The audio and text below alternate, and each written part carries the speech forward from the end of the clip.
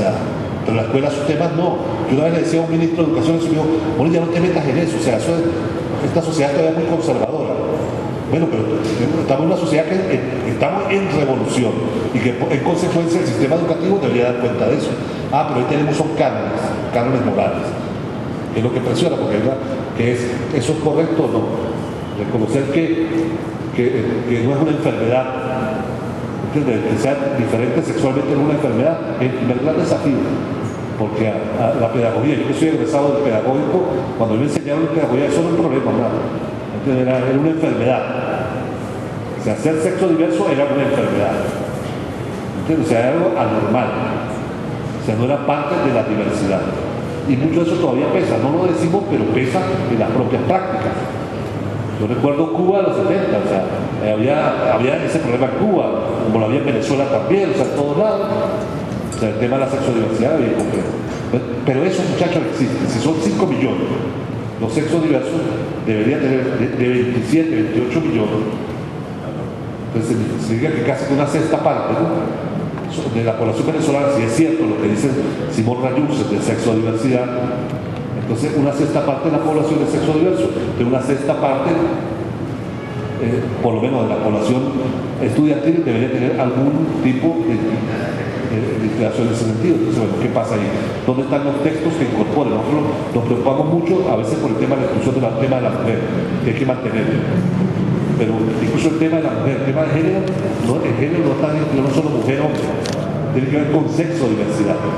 Y ahí entonces también, ahí está el discurso conservador. La Iglesia admitió que en la década de los 50 hay que luchar por los derechos de la mujer, la Iglesia admitió. Pero la Iglesia no ha admitido que entre los derechos de género esté la sexodiversidad. Y pareciera que lo que nos dicta la ley a nosotros es la propia Iglesia. Cuando la Iglesia acepta entonces que la sexodiversidad forma parte del tema de género, también nos atrevamos a pensar en el tema de género. En tanto, ese no es un tema, hay tema de género y tema de sexodiversidad. Son dos temas aparentemente aparte.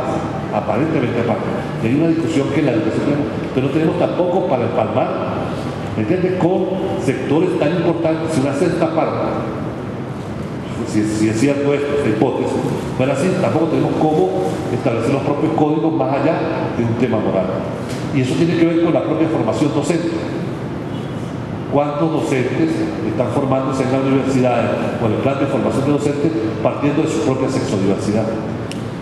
Porque ahí también vienen los estereotipos. Yo recuerdo por ese encuentro Omar Estado está acá. Omar, ¿recuerda toda esa polémica en el pedagógico sobre el tema de los sexos diversos para ingresar al pedagógico? Es un tema de la década de los 90, si los sexos diversos deberían entrar o no a la universidad. Es un tema de debate, ¿entiendes? Entonces, y que algunos dijimos, ahí no coincidimos con Omar, pero algunos dijimos, bueno, pues, ojo, entonces significa que una maestra no tiene sexualidad tampoco. O sea, cuando uno le deja a un niño, a una mujer que es sexual, y uno parte de que es una profesional, pero entonces un sexo diverso solo es una verdad si tiene niños. Entonces, fíjate como hay una serie de estereotipos. O sea, un maestro que da primer grado, el mismo primer grado, o sea, entonces podemos tratar a los niños bien, pero alguien que sea sexo diverso asumido ya no es un depravado. Fíjate que todo tiene profundas repercusiones en la propia formación docente. Son temas que no se discuten, y como no se discuten, tenemos profunda dificultad porque son temas tabú en la propia formación de los docentes. Y esos temas tabú terminan repercutiendo en temas tabú para poder hacer empatía con ese sector que no quiere ir. Temas como la droga o la violencia es un tema que hay que tratarlo con mucha más el tema de que la droga es mala. O sea, hasta aquí quiero un profundo debate en Venezuela, y menos mal que lo está haciendo uno de los países progresistas de América, que es Uruguay, sobre el tema de la droga. Abriendo el debate, yo todavía no tengo una posición clara si es bueno despenalizar o no. De verdad que no la tengo, que la tenga lo digo con total libertad. Pero abrir el debate sobre eso yo creo que es bien importante. Aquí no estamos todavía liderando ese debate, pero ni siquiera los educadores opinamos más allá de que no, consumo, o sea, de la lógica más conservadora, no con argumentos científicos que digan esto ayuda o no ayuda, profundiza el daño a la sociedad. Y le digo, yo soy, como práctica personal, profundamente enemigo del consumo de drogas. porque he visto cómo se destruyen seres humanos, sobre todo jóvenes, por el impacto de la droga. ¿Entiendes? Pero son dos cosas distintas. Una cosa, eso a demostrar científicamente si una cosa o la otra mejora o no. Por eso digo, yo tengo una opinión todavía. Va mucho mi sesgo tal vez porque como he visto morir literalmente a cientos de jóvenes producto de la droga, ahí tengo un sesgo muy profundo que no me permite, más que con los datos me lo demuestran, tener claridad de cómo abordar un tema como este. El tema de la familia, yo lo he dicho hasta la saciedad, y lo repito cada vez que puedo, lo repito. Nosotros seguimos en la Constitución de la República Bolivariana de Venezuela, en los planes de formación y todo, en universitario, y lo dije cuando era viceministro, se lo puedo decir ahora que no soy viceministro. O sea, hasta básica, seguimos teniendo un concepto de la familia nuclear clásica, compuesta por papá, mamá e hijos. La mayoría de las escuelas se enseña eso, la familia es eso, el núcleo familiar, padre. Yo no digo que no existan prácticas alternativas, que no existen, las conozco, muy buenas, pero no es la mayoría. En la mayoría es padre, madre, ¿entiendes? E incluso el mismo concepto del día del padre y la madre, y no hay cuenta de lo que ahora la realidad es. Hoy, yo siempre lo digo, hoy son mucho más los niños que van a la escuela, hijos de padres divorciados, que lo está criando otra persona, sea otra mujer, otro hombre, o en un proceso de varios tiempos ha tenido varios, o tiene el apoyo de la abuela materna, del abuelo paterno, y eso no reconfigura el concepto de familia, que es una familia mucho más amplia, que además tiene que ver mucho con la tradición venezolana, que tiene que ver muchísimo con la tradición venezolana, pero no da cuenta todavía del currículum. Entonces una escuela así es profundamente aburrida. Yo le decía a un compañero que presentó el proyecto de prohibición de los videojuegos acá, y lo repito, no, cuando se produjo la censura de ese videojuego fue porque en el demo del videojuego había una invasión norteamericana a Caracas. Y eso llevó a que la Asamblea Nacional suspendiera el tema de los videojuegos, que además nadie le para, por todo lado vende videojuegos. Una vez que además no le está parando nadie. Pero yo le decía a los compañeros, si ustedes corren el videojuego, se darán cuenta que había que promover y sacarle copias al videojuego y repartirlas a toda la escuela, porque la forma de ganar era expulsando a las tropas norteamericanas de Caracas. O sea, para poder llegar al último nivel había que derrotar a las tropas norteamericanas. Pero a veces, como en el videojuego, nos quedamos en el demo, en la primera etapa, de solo la propaganda, y no profundizamos en realmente lo que está detrás de eso. Nadie se tomó la molestia de correr el videojuego completo y de jugarlo por nivel y ver que llega. Y el que lo corre completo sabe que la forma de ganar es expulsando de Caracas a las tropas norteamericanas. Entonces, ¿por qué? Porque hay muchos prejuicios en cuanto a cómo se aborda. Entonces, eso nos permite estar profundamente desconectados. Nosotros, les digo, yo soy de una generación, y yo digo, aquí la media, hay gente muy chama, pero no es que estamos todos tan chamos acá, ¿entiendes? Pero fuimos criados con el tema de la cometa, el trompo, el burrufido, ¿entiendes? El papagayo, con muchos videos, la perinola o la coca, como el yoyo, ¿entiendes? Que ya no existe. Y a veces nosotros sentimos nostalgia que quisiera que los muchachos jueguen eso. ¿Entiendes? Los muchachos están jugando yo-yo con Wii. ¿Entiendes? O sea, de manera distinta. O sea, están jugando todos los juegos de manera mucho más virtual. Entonces, nosotros para poder realmente enamorar a ese otro sector, tenemos que colocarnos en los zapatos de ellos. Es decir, cómo recuperamos esa posibilidad de lenguaje y de comunicación. Porque yo siento, por lo que dicen los chamos hoy en día, que puede ser cada vez más creciente la brecha. Puede ser más creciente la brecha. Es decir, porque la escuela, te digo, hoy una escuela, muchachos, 5 o 6 horas sentados en un pupitre sin que les digan nada, tomen nota, copien, todo aquello, pues es una escuela muy aburrida. Muy aburrida para el muchacho que está pensando en cosas, ¿no? Qué sé yo, a otra velocidad muy distinta a la velocidad que teníamos nosotros. Y así nosotros digamos que somos muy modernos, nunca somos tan modernos, por eso cierro esta parte. Yo siempre digo, el chamo mío que nació en el 92, uno de los chamos míos, yo tengo mi Facebook y mientras yo escribo una comunicación con una sola persona, tiene 18 ventanas abiertas. ¿entiendes? Puede comunicarse con 18 novias a la vez. Yo si banco me confundo una novia con la otra. Eso significa que el cerebro de uno está pensando en otra velocidad. Está en otra velocidad. Y no tengo que entender eso. O sea, también una limitante generacional. Hay estructuras cerebrales que se construyeron de una manera determinada, pero peor si nosotros eso lo separamos y que rompemos la posibilidad de comunicación con código distorsionado. Entonces es un primer elemento que no es el muchacho, a diferencia de que sufre del oído, de la vista, ¿entiendes? Que es para la cual la educación especial, ¿entiendes? Es la fortaleza. Tenemos que empezar una educación especial mucho más amplia, capaz de capturar o hacer empatía con todos esos sectores que no tienen un problema físico, no tienen un problema neurológico, sino hay un problema cultural. Hay un problema generacional que está surgiendo porque los cambios son acelerados. Y es un tema que tal vez sea de la educación especial o de la pedagogía general. Y el otro tema, como les decía, tiene que ver con los niños institucionalizados. Es otro déficit que tiene la pedagogía en Venezuela. Otro déficit. Aquí, ustedes saben muy bien que yo no soy prietista. No soy prietista, yo considero, y lo repito, que Prieto fue el teórico, y respeto a los que son prietistas. Pero yo no soy prietista, considero que Prieto fue el teórico educativo de la Revolución Democrática Burguesa del 78. Y bien bueno, ¿entiendes? Y valoro todo, y hay cosas de Prieto muy buenas que no se han podido realizar, e incluso en la Revolución Bolivariana. Pero él es el teórico educativo de la Revolución Democrática Burguesa del 58. Esa es mi posición. Ahora bien, en cuanto a los niños de la calle, el trabajo de Prieto es descomunal. O sea, la Revolución Democrática Burguesa no puede, eso lo decía Marx, lo decía Lenin. Hay cosas que la Revolución Democrática Burguesa se plantea que no las puede cumplir y que solo la Revolución Socialista las puede cumplir. Y una de esas tiene que ver con los niños institucionalizados. Prieto planteaba en el año 36, antes que existiera las Naciones Unidas, antes que existiera UNICEF, antes que existiera la Convención de Beijing del 89, ni la Convención de Riad del 91, en 1936, Prieto y el Sindicato de Educadores del Magisterio, el primer sindicato de Venezuela, planteó la tabla de derechos del niño. Y planteaba la primera.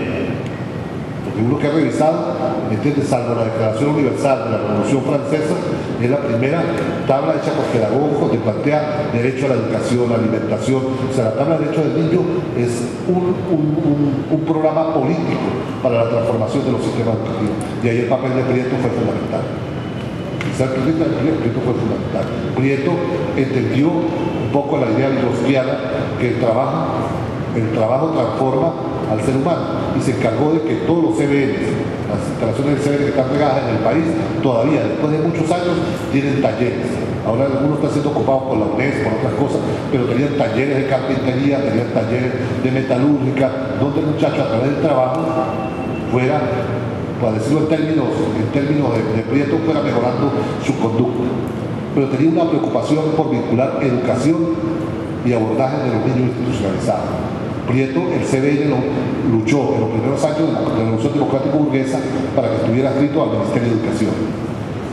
El CBN, Consejo Venezolano del Niño, estaba adscrito al Ministerio de Educación, hasta que Prieto se fue de Acción Democrática y decidió fundar el MEP, que los escritos socialistas de Prieto son del 70 para acá, y fundamentalmente políticos en general, no políticos educativos, más allá del maestro eunuco político, que era más un desahogo, ¿entiendes? Pero los discursos educativos pedagógicos fueron construidos más en la época antes, cuando estaba en Acción Democrática. Entonces, por eso fue el teórico educativo de la Revolución Democrática Burguesa. Bueno, al irse Prieto de Acción Democrática y fundar el MEP, el Movimiento Electoral del Pueblo, coincide con todo, a escala planetaria, la intención de golpear fuertemente a la educación. Y ahí en Venezuela se da la operación con Teresa Barnola, la Iglesia Católica, Caldera al frente, el Opus Dei al frente, encarga a Teresa Barnola, una ex monja, para que se encargue de lo que es el CBN. Lo primero que hace es cambiar el nombre. El CBN pasa a ser Instituto Nacional del Menor. Y lo separa del Ministerio de Educación.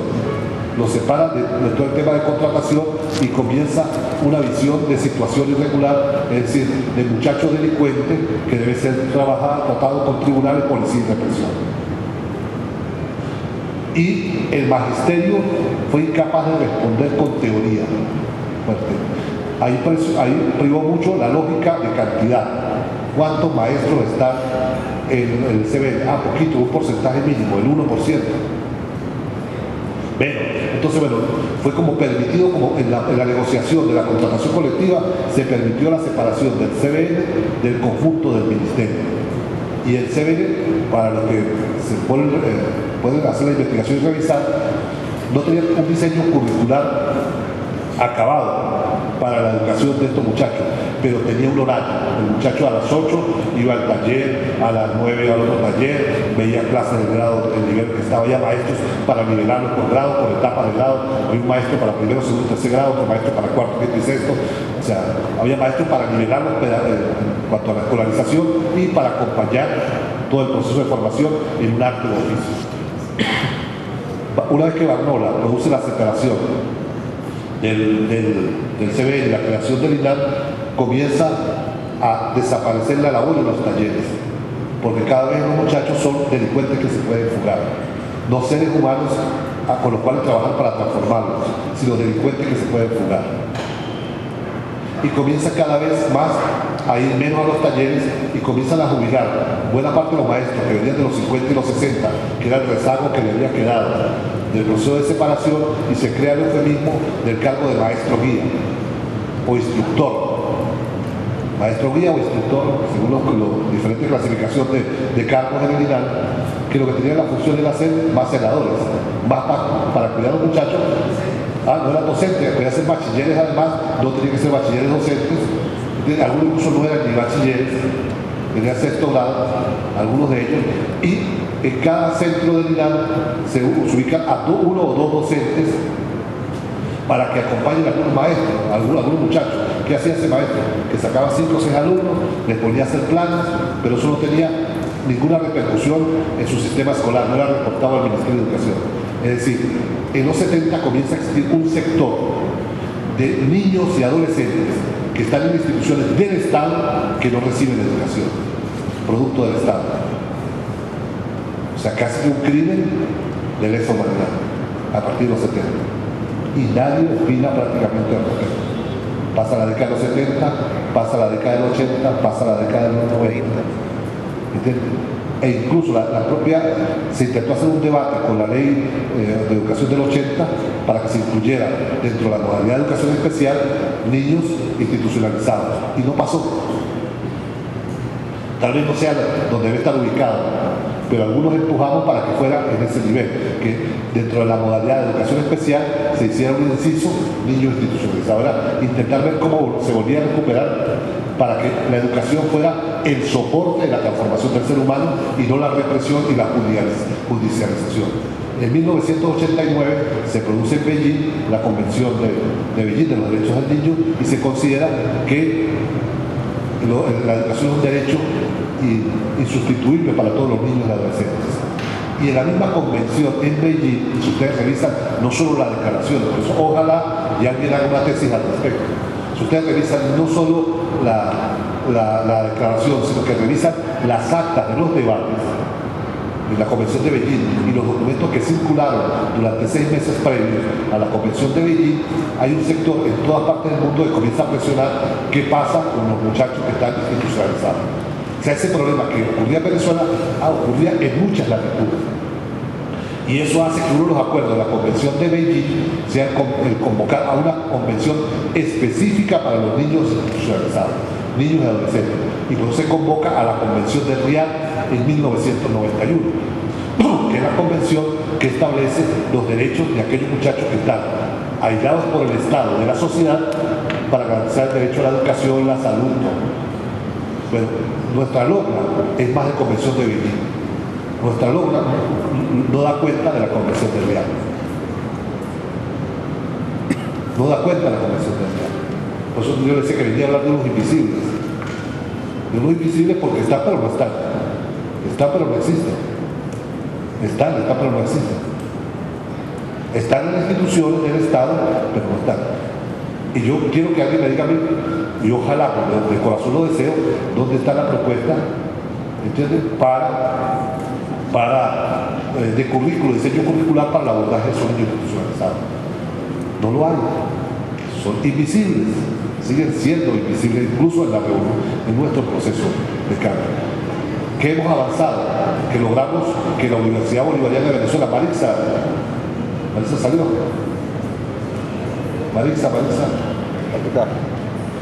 Marisa, siempre se está desarrollando el posgrado para el Ministerio de Prisiones, el Ministerio de Poder Popular, con los muchachos que están, porque algunos empujamos y le dimos a la ministra Iris cuando se creó el ministerio, le escribieron todos los centros de INAL allá.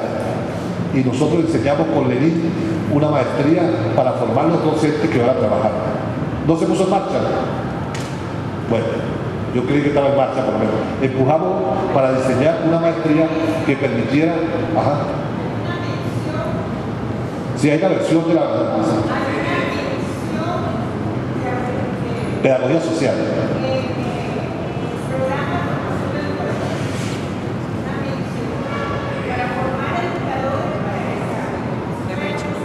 Y la maestría no avanzó. Bueno, pero ahí está. Entonces está el diseño acabado de una maestría para formar el personal, porque dentro de la estructuración que se hizo para crear el Ministerio de Prisiones, se pasó los institutos del INAL al Ministerio de Prisiones. Y esto es un debate que yo se lo planteé al propio presidente en su momento, cuando se creó la visión de Hipólito, que era la necesidad de... Entonces el presidente Chávez planteaba que había que ir creando las condiciones, yo creo que tenía razón, para una transferencia progresiva al Ministerio de Educación, y que tenía que haber profesionales capaces de asumirlo, que antes de que volviera eso al Ministerio de Educación, tenían las universidades que formar los docentes para ello, crear la base de infraestructura para poder absorberlo, y ahí sí se podría hacer la transferencia. Con lo cual siempre estuvo de acuerdo el presidente Chávez. Siempre, se lo digo porque si una de las cosas que tuve la oportunidad de discutir con él varias veces fue ese tema. Y estaba muy sensibilizado por ello, por el tema de que era la educación la prioridad, pero no educación simplemente como un tallercito, de un maestro, sino que realmente existe una modalidad con un diseño curricular, con modelos didácticos, modelos de evaluación que puedan dar cuenta de esa población que existe institucionalizada, que esa, a diferencia de la primera que abordé yo, que el discurso liberal podríamos decir que es responsabilidad de los padres, del discurso liberal podríamos decir que es responsabilidad de los padres, esta es responsabilidad del Estado, porque los tiene el Estado y los asumió, es decir, le quitó la tutela de ellos a sus padres y asumió institucionalizarlos. Entonces es responsabilidad del Estado lo que pasa allí, y para ello tiene que ser otro tipo de... Yo creo que no hay todavía una propuesta, ni una propuesta acabada de formación docente, y en eso no es simplemente una mención ni un curso extraordinario. Para ello se requiere un proceso de formación bien acabado. Un ejemplo, para tratar de ilustrar lo que digo. Cuando hicimos el censo para la misión de Hipólito, buscamos un conjunto de compañeros que tenían mucha experiencia como trabajadores sociales, haciendo encuestas, haciendo todas las cosas, para hacer el censo en algunas ciudades. Recuerdo que el compañero, uno de los mayores, con mayor experiencia, lo mandamos para el Zulia. Y en el Zulia le correspondió ir a hacer el censo. Entonces yo había visto en algunas visitas en Maracaibo que detrás de la iglesia, en un día que no voy a Maracaibo, donde estaba una parte era muy fea, ahí había mucho de la calle. No sé si todavía permanece ese sitio así. Entonces yo le digo a la persona, vaya a este sitio, ahí yo he visto durmiendo niños en la calle, o sea, en algunos sitios, que yo le doy las coordenadas más o menos, y al día me llama y me dice, palabras más, palabras menos, Bonilla, tú lo que siempre con tus sueños, con tus cosas, eso es lo que son unas cuerdas malandros, me iban matando a punta de piedra. Entonces le digo, yo, ¿cómo que te iban matando a punta de piedra? Así, cuando me dejan hacer qué, me sacaron la pedrada. Esos muchachos no quieren que los ayude, que no sé qué, o sea, ese discurso que a veces se instala en nosotros, decidimos irnos algunos para Maracaibo a ver qué era lo que pasaba. Cuando hacemos la reunión de balance, los compañeros me digo, cuéntame paso a paso qué hiciste tú. Entonces me dice, no, muy fácil. Yo fui al sitio que era, efectivamente, había como 12 o 13 muchachos, la mayoría varones, solo había una mujer, una muchachita como de 8 años. Y bueno, yo me la acerqué a la muchachita porque mira que yo no quería agredirlo a los demás, yo no me quería meter con ellos. Y cuando estaba hablando con la muchachita me cayeron una piedra. Y bueno, hizo todo lo contrario. Usted tal vez tenga toda la experiencia de trabajo social, pero no ha trabajado con niños de situación de calle, de situación de abandono, que es al revés. Ellos defienden la débil de la manada de la muchachita. y esos muchachos no saben qué ha pasado por ahí, o sea, si algunos son producto de abuso del padrastro, abuso sexual, de una expulsión familiar, o sea, para ellos los adultos somos unos monstruos, o sea, y tiene que ser así para poderse defender, para poder sobrevivir tiene que convencerse que los adultos somos unos monstruos en su conjunto. Y la más débil de la manada era la niña, y se le acerca a la débil de la manada, por supuesto la manada responde lanzando piedras. Pero fíjate que eso no es simple, eso requiere un proceso, y podemos hacer aquí un balance de 500 cosas que hay que hacer con los muchachos, que no se aprenden, sino con un proceso de formación en profundidad para el trabajo con ellos, que tiene que ser desde una pedagogía profundamente comprometida con ellos.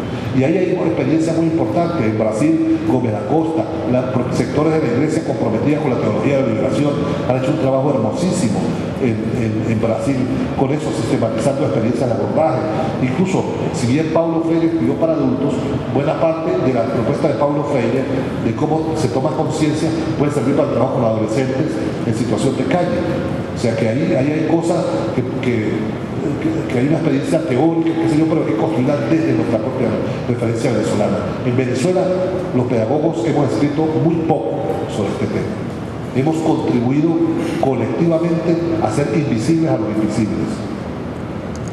Hemos contribuido a hacer invisibles a los invisibles porque no hemos hecho teoría, reflexión fuerte, no hemos comunicado sobre un sector de la población que es el más débil y que debe ser la preocupación de todos nosotros. Aquellos que ni siquiera se ven son en consecuencia los más débiles, independientemente que estén ahí porque hayan robado, porque hayan matado, porque hayan violado, porque hayan cometido cualquier transgresión. Son muchachos que fueron llevados ahí por la sociedad enferma. Por eso que comenzaba al comienzo, por una sociedad que condujo a la creación de esas condiciones para que ellos llegaran a eso. Son entonces los más débiles de los débiles, que además de ser los más débiles de los débiles, son invisibles. Y hay un enorme desafío de la pedagogía. Eso que decía Vygotsky al final en la exposición de la profesora, que ninguna pedagogía puede partir de lo negativo, de una carga negativa, sino de una carga profundamente positiva. Entonces, eso que le estoy diciendo dramáticamente es para decir, ahí hay todo un campo de trabajo. Ese esfuerzo quijotesco que hizo la UP creando pedagogía social en su momento, en la década de los 90, y la UB recientemente con la propuesta de una maestría en pedagogía social también, para formar el personal que va a trabajar con esos muchachos, son ejemplos de cosas que se están haciendo por los márgenes, pero también invisibles, porque es un tema como que no termina, por supuesto que hay derecho. Entonces, eso nos lleva a otro tema bien complejo, porque desde la judicialización, el muchacho que robó, si se porta mal, hay que darle un palazo. Y es legítimo porque es un delincuente. En la misma lógica policial, es un delincuente y puede ser válido eso. No lo dice nadie, pero la práctica es así. Por supuesto, si nosotros avanzamos el tema de los derechos, creemos que es la educación, no la fuerza, la que priva. Es como contribuimos a la creación de conciencia liberadora para que él pueda construir su propio proyecto emancipador de vida. Y es un desafío para los pedagogos, un desafío para los pedagogos de los pedagogos. Entonces, hay un tema que yo quería hoy traerles a ustedes, porque me parece que es de especial importancia la perspectiva de complementar todo el tema de la educación especial y que también nos plantea como revolución un desafío. Ustedes saben, no tengo por qué ratificarlo a cada rato, uno se puede dar la libertad de ser crítico en algunas cosas, incluso como estas, que no ha hecho completa la revolución, porque sabe que solo en revolución se puede decir y hay esperanza de poderlas hacer, lo que falta por hacer. En otro proceso distinto no. Y nosotros los que tenemos comprometida la vida, la profesión en este proceso de cambio, sabemos que tenemos que decirlo para poder seguir avanzando, para poder tener el desafío. Ahora bien, como es un tema políticamente muy sensible, es desde la ciencia y desde una maestría como esta donde podemos aportar luces, y hay muchas cosas que sistematizar, experiencias muy importantes en Venezuela, en Latinoamérica, que repito, y el que decida irse por ese lado puede contar conmigo como un aliado para poder acompañarle en su proceso de formación, de buscarle documentos, de buscarle cosas, experiencias, de ponerlos en contacto, porque ahí hay un desafío para la pedagogía en tiempos de revolución. Seguramente en lo que falta, yo volví a contactar con alguna gente en Brasil también, la compañera que está acá seguramente nos traerá nuevos contactos, de los que están trabajando con experiencias bien importantes en niños de la calle. Incluso en Brasil hay cosas que uno puede estar en divergencia con algunos modelos pedagógicos, eso es legítimo, pero lo que hacen todos los clubes de fútbol, ¿entiendes? Cómo convirtieron las canchas de fútbol en casas de trabajo alrededor para los niños de la calle, es una experiencia. Ahora que tenemos la fiebre de la vinotinto y del fútbol en Venezuela, también para utilizarlo positivamente, es decir, aquello en términos positivos, no del lado negativo, como decía Vigón, sino decir, tal vez no decir tanto esto que yo les dije para revelar, para despertar conciencia, no decir lo negativo, sino decir eso positivo que están haciendo en Brasil, ¿por qué no lo hacemos acá? ¿Por qué no replicamos la experiencia de los clubes de fútbol como espacios para trabajar pedagógicamente con los muchachos de la calle? Para citar solo un ejemplo, en Uruguay también hay experiencias hermosísimas, tienen para trabajar incluso en libertad. La experiencia incluso de las escuelas sumergidas, con algunas adaptaciones, qué sé yo, no tengo ningún complejo en decirlo, son experiencias que se prestan para este tipo de abordaje. Porque este tipo de muchachos, tú no le puedes llegar con un conjunto de reglas predefinidas. Es decir, lo que tiene que ser en un profundo ambiente de amplísima libertad, con el cual se haga clic. Y ahí la experiencia más bonita que yo conozco, en cursos, seguramente hay otras, pero la más bonita que conozco y siempre la digo donde puedo, es la experiencia en Mérida, en España, en la escuela de Paideia, que la realizan, por cierto, los anarquistas. Una escuela de educación en libertad, ¿entiendes? Sin discriminación sexual, sin discriminación de género, donde ellos apuestan por todo un currículum, un diseño curricular totalmente abierto, una experiencia limitada, pequeñita, que trabaja con 20, 30 muchachos, pero que es hermosísima, que por lo menos debe ser divulgada para que abra debate, que digamos no estamos de acuerdo con este modelo de abordaje pedagógico, con este modelo de evaluación, con este horario escolar, pero que nos permite un punto de partida de experiencia positiva, de una experiencia que tiene más de 30 años, allá metido en Mérida, en España, haciendo un trabajo hermosísimo con los niños de la calle. Yo lo que quise, más que presentarles una ruta de propuesta, es decirles que ahí hay una agenda de trabajo académico-científico en el marco de esta revolución, y repito, que ojalá y algunos de ustedes la asuman como parte de su trabajo de investigación. Muchas gracias.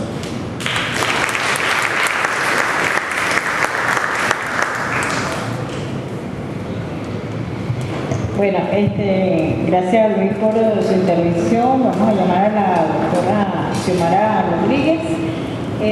Bueno, en la mañana de hoy hemos podido tener una, digamos, amplia visión de la complejidad que encierra la inclusión a partir del reconocimiento de las desigualdades sociales existentes y de las diversidades de género, de funcionamiento cultural, etcétera, y los retos y desafíos que están planteados allí. Bueno, escuchadas los dos ponentes que teníamos previsto en la mañana de hoy, entonces vamos a abrir la ronda de preguntas y respuestas. Doctora, permiso. Doctora, me permite un momentico. ¿Cómo no? Antes de dar la palabra, quisiera que para la reflexión se tuviera en cuenta dos elementos que me parecen muy importantes. Ya habló el doctor, en primer lugar, en el marco de la reflexión de las políticas educativas, de la atención a la diversidad, cuando él hablaba de los niños invisibles que no tienen un proyecto de vida. Esos niños también tienen necesidades educativas especiales, es decir, hay que verlo desde esa visión para la reflexión, porque cuando no se tiene un proyecto de vida, ¿cómo podemos aspirar al desarrollo personal y social? En la formación, en el desarrollo de la personalidad. Una persona que no tiene un proyecto de vida, es decir, que es un punto de los aspectos que habla el doctor Luis, que para tenerlo en consideración. Y un segundo momento, cuando él habla de los niños institucionalizados y habla de algunas experiencias, a mí me llamó la atención esto, y que si es una responsabilidad del Estado en las discusiones, en las políticas educativas. Yo creo que esta maestría alguien tiene que, en honor a ello, que es uno de los retos que tenemos, hay que trabajar en esa dirección, porque nosotros en Cuba, por ejemplo, las personas que en sus inicios se hablaba teníamos escuelas de 3 tipos de conducta: escuelas de tipo A, escuela de conducta 1, conducta 2, conducta 3, incluso se habló de conductas llamativas y se ha discutido mucho en nuestro país, y la persona que tiene un problema de conducta que incluso haya cometido actos delictivos, estamos hablando de un joven adolescente de 12 a 14 años que incluso ha cometido asesinatos y que se encuentra con ese tipo de conducta. Por supuesto que nosotros tenemos un convenio, yo quería comentarlo, del Ministerio de Educación de Cuba con el MININ, y tenemos incluso la Universidad Pedagógica, tenemos un convenio con el MININ. Nosotros formamos en la formación de posgrado, de maestría, doctorado, de cursos de superación permanente a instructores del MININ, y para enseñarles a ellos a cómo tratar a una persona que tiene una conducta delictiva.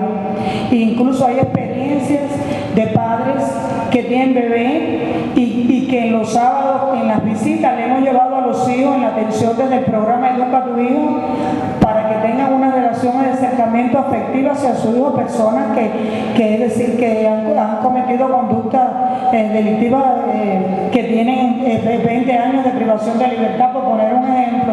Y yo creo que este elemento es sustancial para valorarlo, porque sí es responsabilidad del Estado. Y además eso tiene un impacto muy negativo en todo lo que estamos hablando hoy, y que también forma parte de las necesidades educativas especiales, porque, retomando a Vygotsky, cuando analizamos la estructura del defecto de una persona que tiene un problema de conducta, un trastorno de la conducta en el comportamiento, y analizamos la estructura del defecto, lo primero es que hay una carencia afectiva de base, y esa carencia afectiva tiene una implicación secundaria, terciaria, cuaternaria en el aprendizaje, en el comportamiento, básicamente porque el problema es en el comportamiento. Eso está estudiado, que la esencia de los problemas en el comportamiento son de carencias afectivas, que tienen en su base varias cosas, y por tanto yo creo que las palabras del doctor son muy importantes para que ustedes lo tengan en cuenta, Marisa, en los estudios que tienen que hacer, y además en el reto que tiene el Estado, porque eso sí es una responsabilidad del Estado para resolver esos problemas, y que hay que ser fuertes en eso para el futuro. Y además que los resultados en la educación tienen que respetar, tienen que coincidir los resultados de la ciencia con lo que se está aplicando en la escuela, porque para qué se hacen las investigaciones, y la política educativa tiene que ponerse a tono con los resultados de la ciencia. Eso es lo que yo quería decir. Muchas gracias. Gracias, Xiomara, por tu reflexión y la vinculación que hace con las políticas que se vienen avanzando en este momento en Cuba. Bueno, sin duda, como les decía al principio cuando presentábamos el módulo, las políticas emergentes llevan consigo un compromiso, acarrean para nosotros un gran compromiso, grandes desafíos de cómo atendemos la complejidad y la diversidad de aspectos que están planteados allí. Bueno, para discutir este tema tienen la palabra ustedes.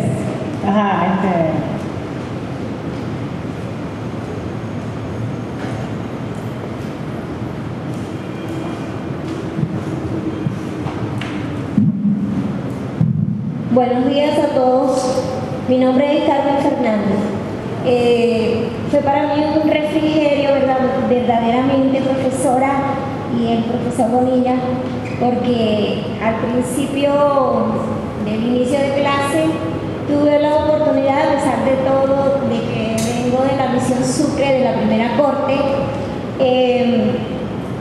tuvimos algunos conocimientos de niños especiales, pero fue un choque para mí porque estuve dando clase de la segunda etapa y tomé como meta ahora este año un reto para mí, niños de primer grado. Para mí, de verdad, yo estaba emocionada porque yo decía, Dios mío, ¿cómo empiezo? Cuando regreso eso, resulta de que no se hizo las inscripciones como debían de haberse hecho y fueron como 2 semanas haciendo inscripciones y de repente el 23 nos dicen, bueno, hoy van a iniciar con todos los niños que estén, no importa si es usted o no es. Cuando estoy en el salón de clase, llegan 2 niños que yo me quedé bastante preocupada. De repente entra un niño autista y ese niño ese día y los que no tenían problemas, pues, yo estaba dando clases, fue algo imprevisto, pues no me había, o sea, fue para mí un choque. Pero viéndola hablar a usted, me ayudó a aclarar un poco las cosas y de verdad yo decía, Dios mío, ¿cómo hago? ¿Cómo enfrento esta situación? Porque de las 3 profesoras me escogieron a mí, tengo menor tiempo que ella, yo tengo 4 años ejerciendo y las otras tenían más tiempo, pero me escogen porque ellas son reposeras y entonces decidieron por mí porque yo no soy constante. Pero para mí fue algo que me perturbó. Yo decía, Dios mío, ¿cómo hago para educar a este niño? Porque ese día se me escapó, la puerta estaba abierta de la calle y yo pensé que se había ido. Lo busqué en todas partes, fue para mí bastante... Oye, estaba nerviosa porque no lo conseguíamos. El personal de apoyo, los educadores lo buscaban arriba, abajo, en ninguna parte. Como a la hora lo conseguí en el baño de los varones y pude respirar. Oye, el niño no hallaba cómo comunicarme con él. Yo le decía, profesora, me estoy enfrentando a algo nuevo para mí porque no lo había experimentado, pero yo necesito un apoyo. Y viéndola a usted hablar sobre la diversidad, y entonces yo digo, Carmen, es un reto para ti. Para mí esto fue de verdad, le agradezco, porque ahora sí tengo material para yo poder enfrentarme al niño. Muchas gracias. Un comentario sobre lo que plantea Carmen un poco, pero también para poner la otra semana. Nosotros aquí en Venezuela tenemos aulas con 40, 50 alumnos. Yo iba a ser nuevamente imprudente. Hay 2 enfoques de cómo trabajar con los niños que deben ser solo atendidos por educación especial. Unos iban a aulas separadas, escuelas especiales, y otros si lo integramos a la escuela normal. A la escuela normal, entre comillas, la escuela integral normal. Y ahí yo creo que los extremos son malos. Los extremos en todo caso son malos. Que una regla que diga que las aulas integrales se abren 100%, habría que evaluarla, y algo que diga que tampoco todos van para para una escuela especial también, o sea, que la vida es mucho más rica que eso, mucho más rica que el blanco y negro, y la pedagogía también es mucho más rica. Hay casos en que excluimos a un niño mucho más si lo llevamos violentamente a un aula integral. O sea, eso es un proceso de transición para que se incorpore plenamente, e incluso hay algunos que se les va a dificultar mucho más años, e incluso algunos pueden no terminar de integrarse al aula integral. Pero trabajar con 40, 50 muchachos y con un grupo de 4 o 5 en educación especial, yo de verdad digo que a veces, y voy a ser muy sincero, es medio irresponsable.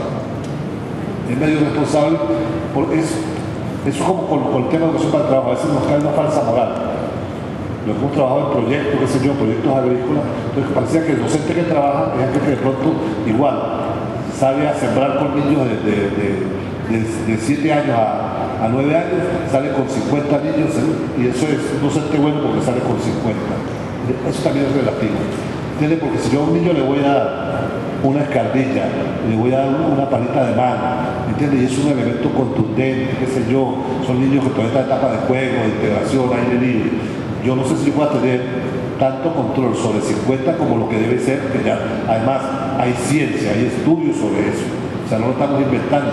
Hay estudios internacionales y nacionales que nos dicen más o menos cuál es la medida de abordaje con los muchachos. Entonces, uno dice, puede trabajar plenamente con 12 muchachos. Es decir, que no solo sea el arte manual, sino que vayan aprendiendo a la medida que trabajan con las manos y explicando los procesos de ciencia que hay ahí. O sea, es una actividad compleja. Y a veces el voluntarismo nos dice, bueno, sí, si usted es buen docente puede trabajar igual con 6, con 12, con 50. Entonces, no, uno escucha ese discurso de supervisores, autoridades, y casi uno se siente, para no ser mal docente, como que no puede decir ese tema, no puede hablar de ese tema. Entonces, ¿y cuál ocurre con esto? Yo realmente tengo mis dudas. Ojalá usted me las aclare si no está de acuerdo. Exacto, fíjate que ella conflictúa con uno, porque además eso requiere formación, herramientas pedagógicas de formación previa para un abordaje con un niño autista. Eso es como con los hijos. Si uno intenta, cuando nace el muchacho, lo busca debajo de los pañales, a ver dónde viene el manual, porque el primer día uno no le entiende nada. Y son los hijos de uno, ¿entiendes? Entonces, bueno, mucho más cuando son muchachos que vienen de recorridos distintos, culturas distintas, trabajar con ellos con 40 alumnos, como es nuestra realidad en Venezuela. Y a eso le sumamos 3 o 4 de la educación especial, hace mucho más complejo, pero hay un debate. Hay un debate abierto donde es la ciencia la que debe privar en los análisis. Me parece muy interesante porque incluso a mí yo me reía porque en el 2004 nosotros hicimos una pasantía en México y uno no puede copiar las cosas de manera crítica. Y los españoles han hecho muchas inversiones, muchas experiencias de integración en México y a mí yo me colé en una escuela porque no me dejaban entrar. Porque yo di una conferencia especialista de los sectores educativos y yo dije, no, yo tengo que verlo. Antes de la conferencia yo tengo que meterme en una escuela. Y yo pude lograr entrar y tiene que ver una escuela con 50 alumnos y dos niños que le llaman integrados. Es imposible, el maestro no es mago, es un maestro, es una persona, y aunque esté muy preparada, con 50 niños en un aula, con 2 niños que tengan una discapacidad, ni usted atiende bien a los que no tienen discapacidad ni a los que la tienen. Eso está estudiado. Incluso nosotros en Cuba, que lo hemos revisado, que hoy en la escuela primaria hay 20 niños en un aula que no debe rebasar de 20 niños, nosotros cuestionamos a maestros que en la organización que tiene 20 niños, tienes 20 niños, está organizado desde el punto de vista estructural la cantidad de niños que tienes y tienes 2 niños que pueden tener una discapacidad y hay dificultades porque no vamos a negarlo y estamos hablando de un sistema educativo que se ha preocupado por esto y no es perfecto. Ese proceso es complejo y esos análisis tienen que estar en la base de que hay que preparar al niño, al grupo, para aceptar ese otro niño que todos son distintos, pero él tiene una condición muy diferente a los demás. Pero además a la familia, porque la familia a veces no acepta que el niño vaya a la escuela específica y quieren eliminar hoy en muchas partes del mundo la escuela específica. Error, eso es dar bandazo, porque el medio más desarrollador es el que desarrolla el niño, donde estén todas las condiciones para que ese niño salga adelante. Por tanto, nosotros en la escuela cubana estamos en desacuerdo de que solamente sea la escuela regular. Hay niños que hay que prepararlos desde la escuela específica para que transiten a la escuela regular, teniendo un buen maestro. No es que ya yo voy y lo ubico allí, no es que eso es un proceso, es como usted explicaba, no es un árbol, es una persona que tiene características que hay que tener en cuenta. Y estos elementos no puede ser así, porque si no seguimos hablando de la década del 90, vamos para atrás a la integración física. Y si el niño no interactúa con el otro niño y no accede a los elementos esenciales del currículo con adaptaciones, pero que accede a la cultura, no estamos hablando de inclusión educativa, ¿dónde está la equidad? Si el niño no tiene acceso a la cultura, ¿de qué equidad estamos hablando? Es un discurso barato. Y nosotros no podemos permitirnos eso para decir y dar datos, y yo estoy en desacuerdo de un discurso. Fíjense que yo no quise dar datos aquí, se lo di al director de educación especial, a Moraima y a Santiago. Yo no voy a hablar de datos porque yo estoy en contra de los datos, porque se desvirtúa el discurso de que yo tengo tantos, cuando yo oigo un directivo, que yo tengo tantos integrados, yo le digo, discúlpame, yo no te respeto. Porque esto no es un problema de datos, de que tengo tanto integrado en lo que usted hablaba, sino es cuál es la calidad de lo que he logrado y qué es lo que he transformado en ese contexto. Y por eso esos elementos hay que considerarlos y tenerlos en cuenta. Bueno, solamente, yo veo que son bastantes. ¿Ah? Sí.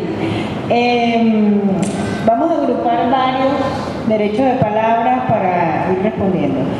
Solamente quería hacer una acotación sobre una de las cosas que decía Xiomara, que es ese proceso de integración de niños al aula regular que han venido empujando los españoles, y que ahí hay que tomar en cuenta cuál es el contexto de los españoles. Tienen un crecimiento demográfico en menos, tienen aulas que cada vez tienen menos niños, tienen maestros que se agrupan porque el número de niños es poco. Entonces, en esas circunstancias donde ellos ya andan por 12, 15 niños, por supuesto que la visión del currículum y la visión de la integración es otra, porque es otro el contexto. Y eso es una cosa que hay que tomar en cuenta.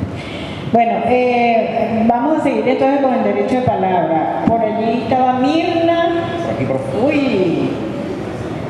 Estaba primero la compañera, ¿no? Es que tú no... Por aquí, profe. Profe. En correcto parado aquí. Ok, entonces ustedes dos y después estaba Mirna, que fue la que me llevó con un bolígrafo. Ok. Comienzo. Ok. Bueno, sí, Alexis Colmenares, también egresado de la primera promoción del programa de formación de educadores Misión Sucre. Bueno, lo primero que nada, la colega, ese no es trabajo de ella sola, ¿no? Ella tiene que tener un equipo de apoyo. Entonces, yo vengo de una escuela que tiene una gran variedad, ¿no?